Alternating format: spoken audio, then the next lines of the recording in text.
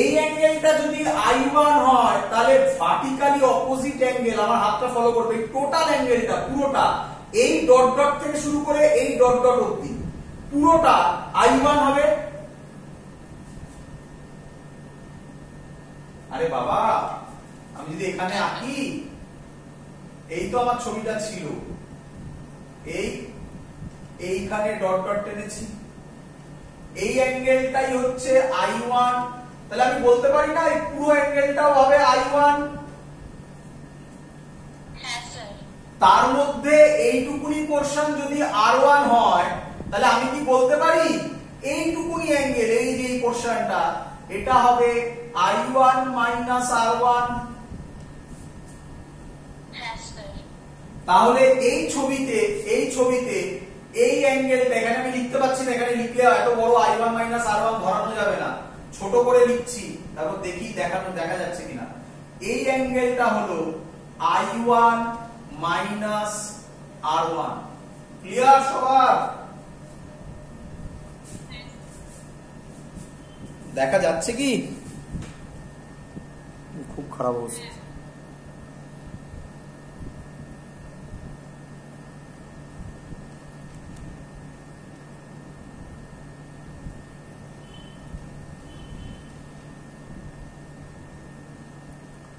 ভিডিওতে তো খুব খারাপ অবস্থা রে। যাই হোক, আমি একটু বড় করে করছি। এই অ্যাঙ্গেলটা, আর এটা মুছে দিলাম কারণ ওই ভিডিওতে কিছু দেখা যাচ্ছে না। এই অ্যাঙ্গেলটা হচ্ছে I1 মাইনাস R1, BCE। এই যে ট্রায়াঙ্গেলটা আমি আরেকবার ড্র করছি, এখানে তো বুঝেছো সবাই। এই যে ট্রায়াঙ্গেলটা হবে,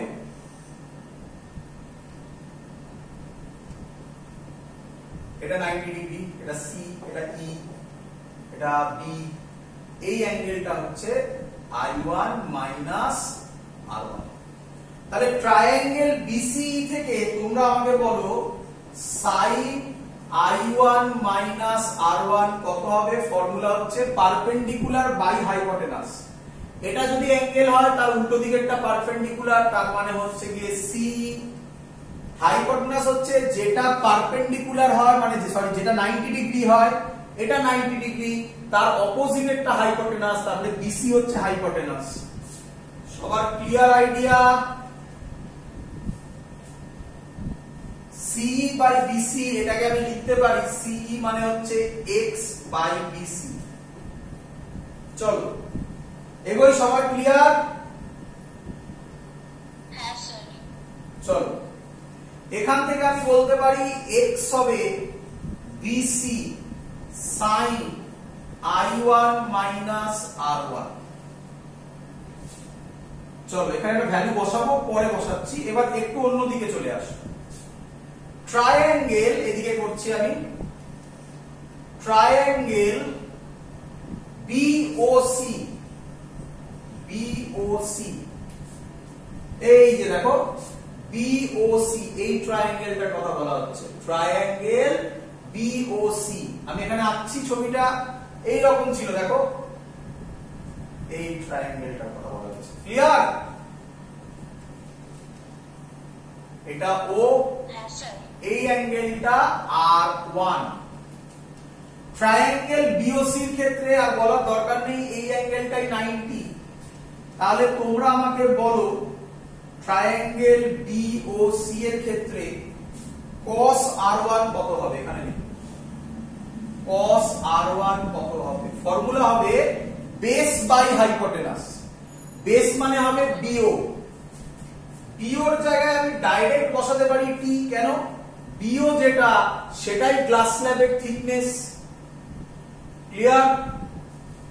হাইপোটেনাসের জায়গায় BC, তাহলে এখান থেকে BC বেরিয়ে গেল আমার, এই হলো সেই কাজটা, T বাই cos R1। তাহলে BC এর জায়গায় আমি এবার ভ্যালু পুট করব T by cos R1 sin I1 minus R1। Clear সবার? মেন কাজ করে ফেলেছি। ক্লিয়ার? হ্যাঁ স্যার। এটাই মেন কাজ, এবার ছোটখাটো কাজ। চলো, আচ্ছা এটাকে আমরা বলতে পারি sin a মাইনাস b। আশা করি সবাই করেছো ট্রিগোনোমেট্রিতে। কিরে Yes, sir. এর ফর্মুলা হয় sin a cos b minus cos a sin b। তো আমি এটাকে মুছে এই লাইনেই করব, কারণ আমার নিচে আর লেখার জায়গা নেই। sin a minus b ফর্মুলায় ভাঙছি। কি formula? sin a cos b minus cos a sin b। b মানে কত? b কই? r1। বল সবাই বুঝলি কিনা? Yes, sir. চলো এবার দেখো, আমি ওই লাইনেই করবো বারবার। আচ্ছা, এই cos r1 টাকে ভেতরে পাঠিয়ে দিই। যদি এই cos r1 টাকে আমি ভেতরে ঢুকিয়ে দিই, তাহলে cos r1 কেটে যায়, হ্যাঁ। আর এখানে পড়ে থাকবে sin r1 by cos r1। tan r1 এখন করিস না, পরে। তাহলে আমি cos r1 টাকে যদি ভেতরে ঢোকাই, আমি করে দেখাচ্ছি, তাহলে এখানে হবে cos r1, এখানেও হবে cos r1। এই cos r1 কেটে গেল, তাহলে জিনিসটা পড়ে থাকলো এরকম। বল বুঝলি কিনা সবাই? ক্লিয়ার? এখানে একটু ভালো করে লিখি, এখানে একটু ভালো করে লিখছি। cos i1 sin r1 by cos r1 minus কি ছিল?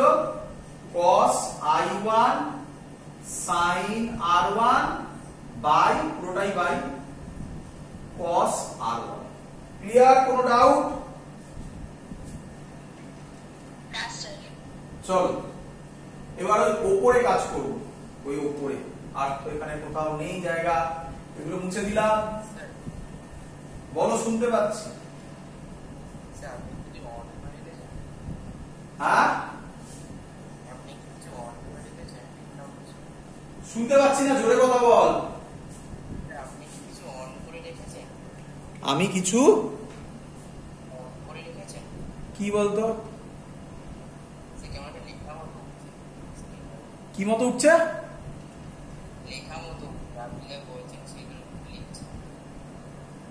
তুই কি বলছিস আমি বুঝতে পারছি না।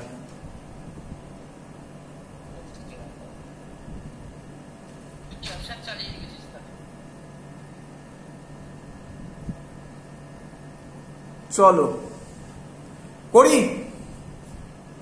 চলো। এক বি ভালো করে দেখো, এক বি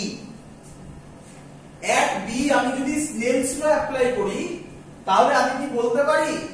এক বি হবে sin i1 by sin r1 is equal to, যে মিডিয়ামে লাইট গেল তার রিফ্র্যাক্টিভ ইন্ডেক্স, সেটার নাম হচ্ছে মিউ জি, বাই যে মিডিয়াম থেকে লাইট এলো তার রিফ্র্যাক্টিভ ইন্ডেক্স মানে মিউ এআর, সেটাকে আমি 1 করে দিলাম। বল সবাই বুঝলি কিনা? Yes, sir. তাহলে আমি বলতে পারি এখান থেকে sin r1 হবে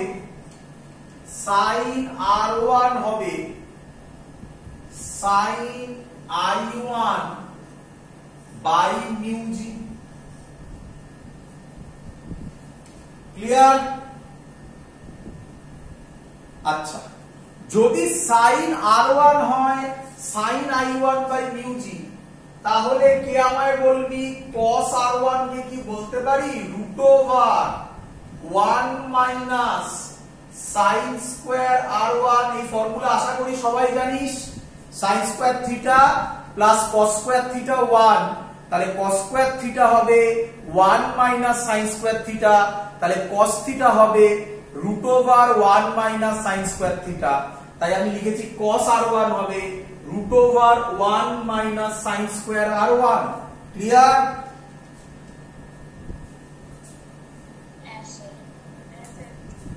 ইজ ইকুয়াল টু 1 মাইনাস, আচ্ছা sin r1 হচ্ছে sin i1 বাই মিউ জি, তাহলে sin স্কয়ার r1 হবে sin square i1 by mu G square. Clear? Yes, sir. তারপরের লাইন আমি লিখতে পারি তারপরের লাইন আমি লিখতে পারি cos r1 হচ্ছে root over mu g square LCM হয় minus sin square r1 by mu g টা রুটের বাইরে বার করে নিলাম mu g স্কয়ারটাকে, তাই ওখানে আর রুট নেই। বল সবাই বুঝলি কিনা? চলো এবার একটু বাজে একটু বড়, আর কিছু করার নেই। এই যে ভ্যালুটা, এই দেখো cos r1, এই যে ভ্যালুটা সেটা আমি এখানে পুট করে দেব। cos r1 এর ভ্যালুটা আমি এখানে পুট করে দেব। তাহলে কি বেরোবে দেখো, তাহলে বেরোবে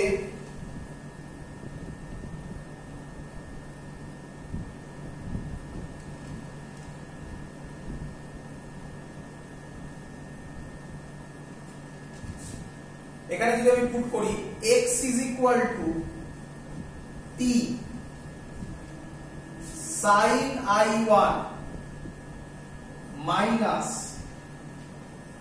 cos i1 sin, step jump করবো একটা, দেখি স্টেপ জাম্পটা বোঝো কিনা।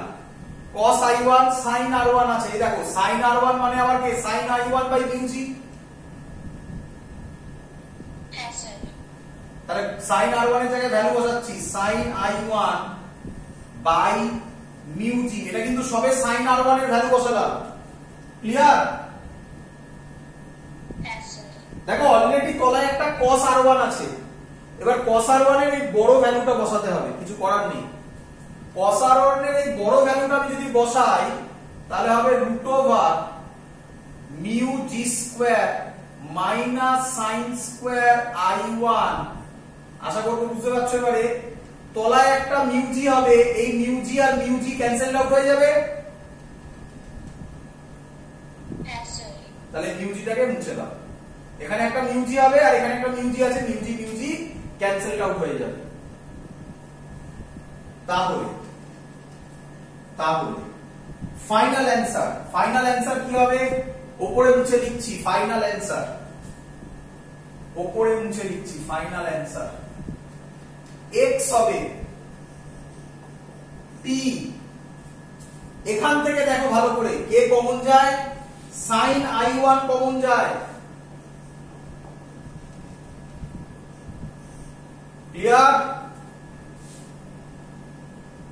sin i1 কমন গেলে পড়ে থাকবে 1 minus cos i1 by root over mu g square বা minus sin square i1।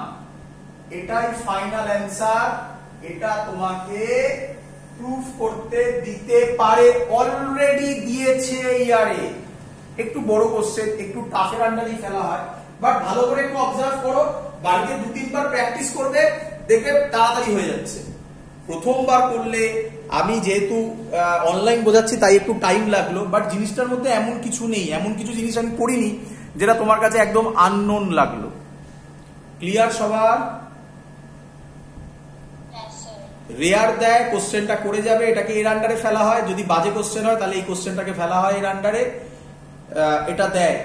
বারবার বলছি কিন্তু বাদ দিয়ে যাবে না কিন্তু এটা। চলো নেক্সট, এবার আমরা যেটা করব আবার সহজ ডিরাইভেশনে ব্যাক করব। হেডিং দাও, এটা হলো তাহলে ল্যাটারাল শিফট। এবার আমরা করব লংগিটিউডিনাল শিফট। এর নাম virtual depth, real depth and apparent depth, একসাথে করব সব। ভার্চুয়াল ডেপথ, এবং এখান থেকে সুন্দর সুন্দর অঙ্ক হবে। Virtual depth, real depth, apparent depth,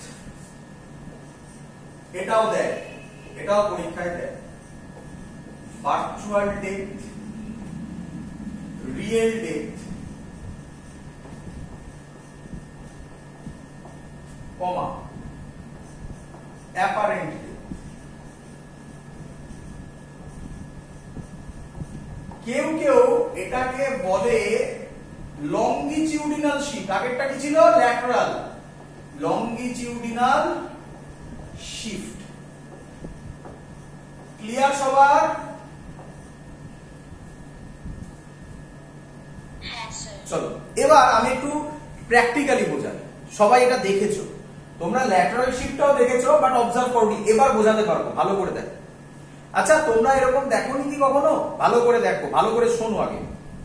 কাচের গ্লাসে জল খাচ্ছ, যদি কাচের গ্লাসের মধ্যে জলটা ঢালা হয় পরিষ্কার দেখা যায়, বা এখন বাড়িতে করে দেখতে পারো, ওই একটা কয়েন নিয়ে কাচের গ্লাসের মধ্যে ফেলে দেবে, তাহলে পরিষ্কার দেখতে পাবে যে কাচের গ্লাসের নর্মাল কয়েনটা যেখানে ছিল, যখন জল ছিল না, যেই জল ঢালবে ওর মধ্যে দেখবে ওই কয়েনটা উপরের দিকে উঠে এসছে, হ্যাঁ কি নয়? এই যে উপরের দিকে উঠে এলো, এটাকেই বলা হয় রিয়েল ডেপথ। মানে আগে যেটা ছিল তার নাম হচ্ছে রিয়েল ডেপথ।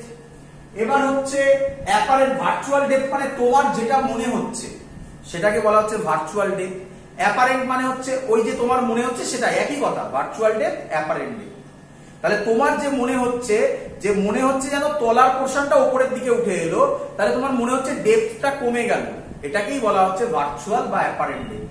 আর একটা জিনিস এখানেই করবো আমরা, তার নাম হবে শিফট। নাকি ছিল এখানে, একটু উঠে এলো, তাহলে কতটা উঠে এলো তার নাম হচ্ছে শিফট। ক্লিয়ার? এবার যাদের বাড়িতে, ভালো করে শুনবে, কাচের পেপার ওয়েট আছে, দেখেছো কাচের হয়, কাচের পেপার ওয়েট, কি করবে? একটা সাদা কাগজ নেবে, তার মধ্যে একটা কালি দিয়ে ডট করবে, তারপরে কাচের ওয়েটটা কাচের ওই পেপার ওয়েটটা বসাবে, দেখবে পরিষ্কার তুমি বুঝতে পারছো যে কাচের ওই যে ডটটা তুমি করেছো কালি দিয়ে, সেটা শুধুমাত্র উপরে উঠে আসেনি, একটু সাইডেও সরে গেছে। বলো বুঝলে কিনা? এই যে সাইডে সরে গেল, এটার নাম হচ্ছে, যেটা আমরা করলাম তার নাম ছিল ল্যাটারাল শিফট। এখন আমরা যেটা করব তার নাম লঙ্গিটিউডিনাল শিফট। ক্লিয়ার? চলো নরমাল ছবি, এই হলো আমার গ্লাস, এই সরি একটা কন্টেনার, একটু বড় করে দাও তাহলে বোঝাতে সুবিধা হবে। আচ্ছা একটা সাইডে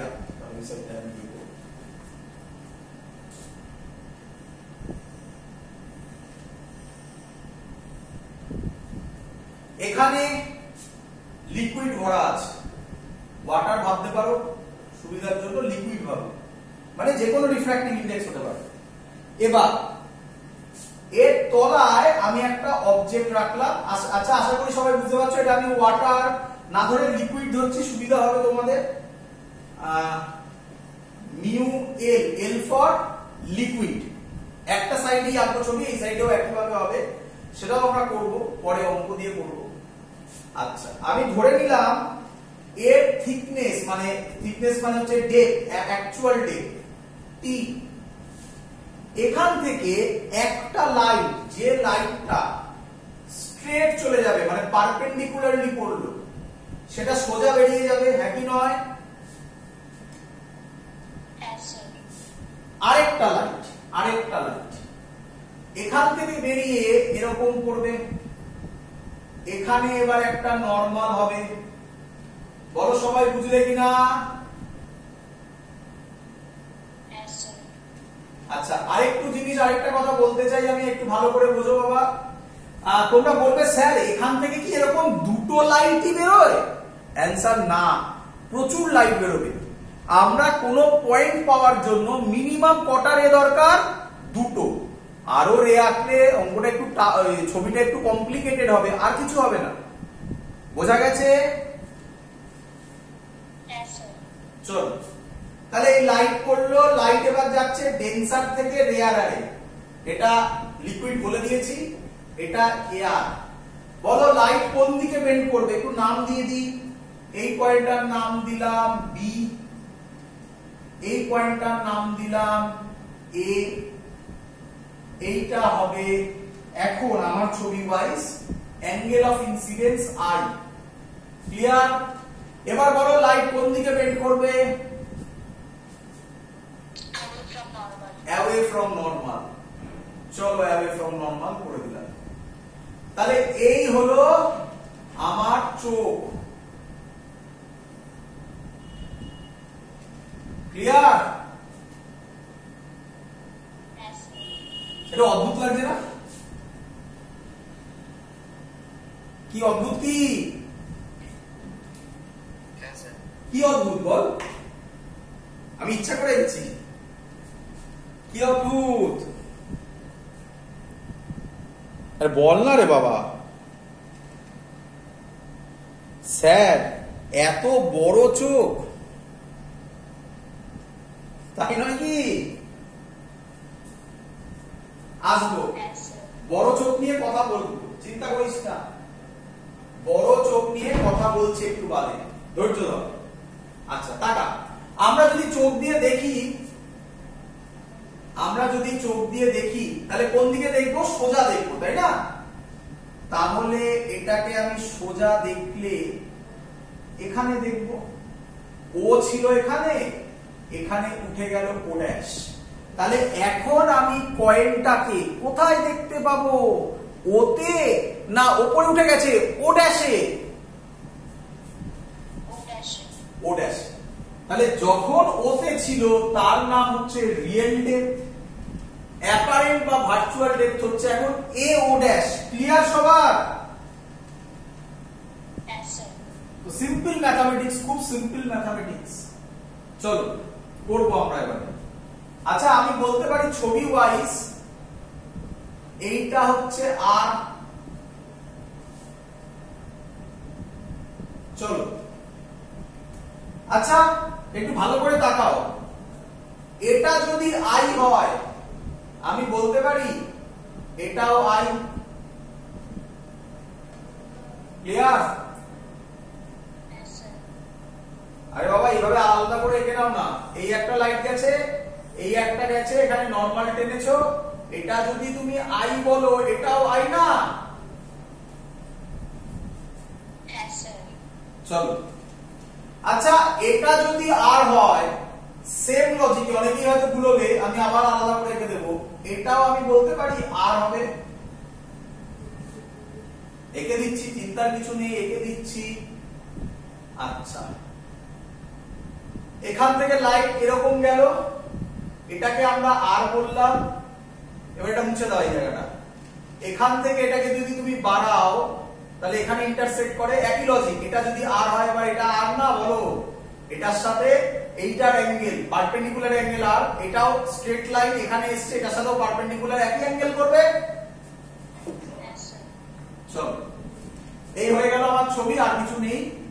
আমাকে বলো অ্যাপ্লাইং স্নেলস ল। আচ্ছা Snell's law,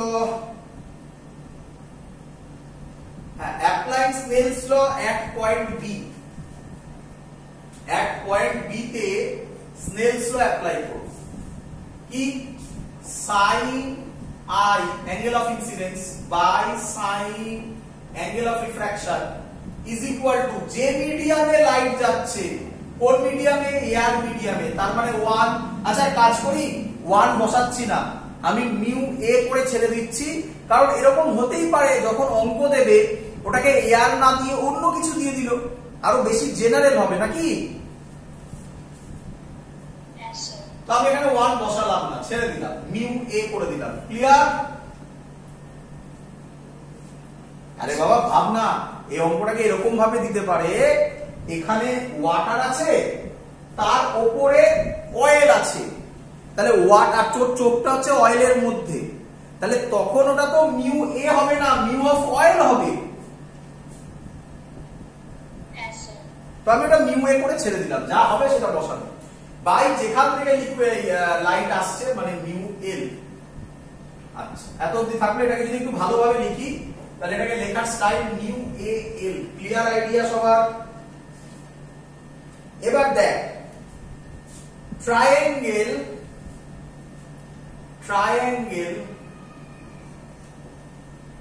O A B, triangle O A B, সবাই দেখতে পাচ্ছি এটা বড় ট্রায়াঙ্গেল ও এ বি। এই যে আমি এঁকে দিচ্ছি এই ট্রায়াঙ্গেলটা, এটা ও, এটা এ, এটা বি, এটা 90 ডিগ্রি, এটা আই। বল সাইন আই কত হবে? Perpendicular by hypotenuse. পারপেন্ডিকুলার মানে হচ্ছে গিয়ে AB,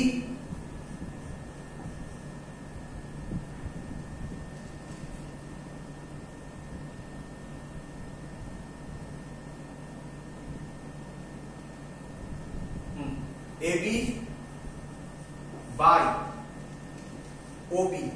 clear? Yes, sir. Same ভাবে ট্রায়াঙ্গেল, ছোট ট্রায়াঙ্গেলটা ও ড্যাশ এ বি, এই দেখ এখানেই আছে সেটা, এটা মুছে দিলাম। তাহলে তখন ট্রায়াঙ্গেলটা হবে, বি পয়েন্টটা তো থাকবেই, ওটা ডট ডট দিয়ে হয়েছিল, এটা ও ড্যাশ এ বি, এই ও ড্যাশ এ বি, এই যে ছোট ট্রায়াঙ্গেলটা, এটা আর। ক্লিয়ার? তাহলে Yes. সাইন আর হবে পারপেন্ডিকুলার বাই হাইপোটেনাস, একই কথা। পারপেন্ডিকুলার মানে হবে এবি আর হাইপোটেনাস হবে ও ড্যাশ বি। এটাকে এক দে, আচ্ছা এটাকে এক দে, এটাকে 1 দে, পুরো ইকুয়েশনটাকে 1 দে, এটাকে 2 দে, এটাকে 3 দে। মুছলাম এখানে 2 ডিভাইডেড 3 কর, 2 ডিভাইডেড 3 কর। আবার পরীক্ষায় 1.5 লিখে দিয়ে আসিস না, কি বলে পয়েন্ট সামথিং লিখে দিয়ে আসিস না, যা হবে। এটা ইকুয়েশন বলছি, খাতা পাই এরকম।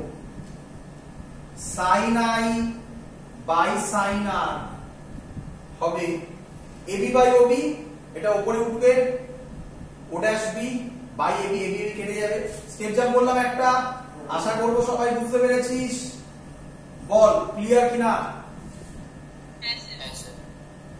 এবার সেই মজাদার জিনিসটা, এবার আর আমি বলেছিলাম কোন ডিরাইভেশন ওটা ছাড়া হবে না।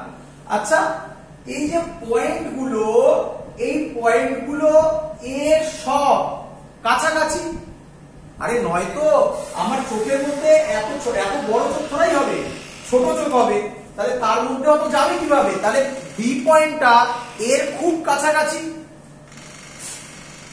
Yes, sir. তাহলে লেখো, লিখে রাখো, অ্যাপ্রক্সিমেশন বলে লেখো। If B is very close to A, if b is very, as b is very close to a, আমি b এর জায়গায় a বসাতে পারি, তাহলে পরের লাইন হবে, এখানেই লিখে দিচ্ছি, b এর জায়গায় a বসালে o dash a by o a। Clear?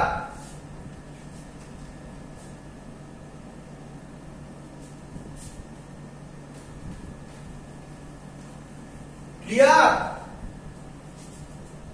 Yes, sir. এটাকে 4 নম্বর দাও। তাহলে এবার কথা বুঝে গেছো, তাহলে চোখ এত বড় নয়, চোখ ছোটই নয় তো, আমার চোখে অতগুলো রে আসবে কিভাবে?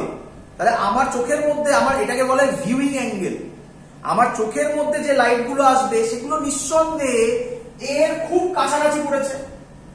তাহলে এর যদি খুব কাছাকাছি পড়ে, বি এর জায়গায় আমি এ বসাতেই পারি। এটাই হলো সেই অ্যাপ্রক্সিমেশনটা।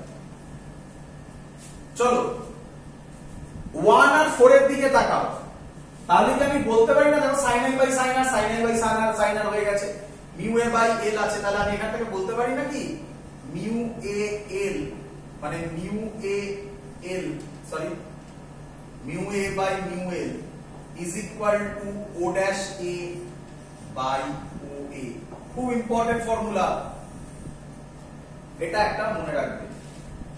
যদি আমি এটাকে ল্যাঙ্গুয়েজে লিখি তাহলে জিনিসটা দাঁড়াবে, আমি আবার এটা মুছে দিলাম, যদি আমি ল্যাঙ্গুয়েজে লিখি তাহলে জিনিসটা দাঁড়াবে mu A by mu l O dash A মানে হচ্ছে অ্যাপারেন্ট ডেপথ,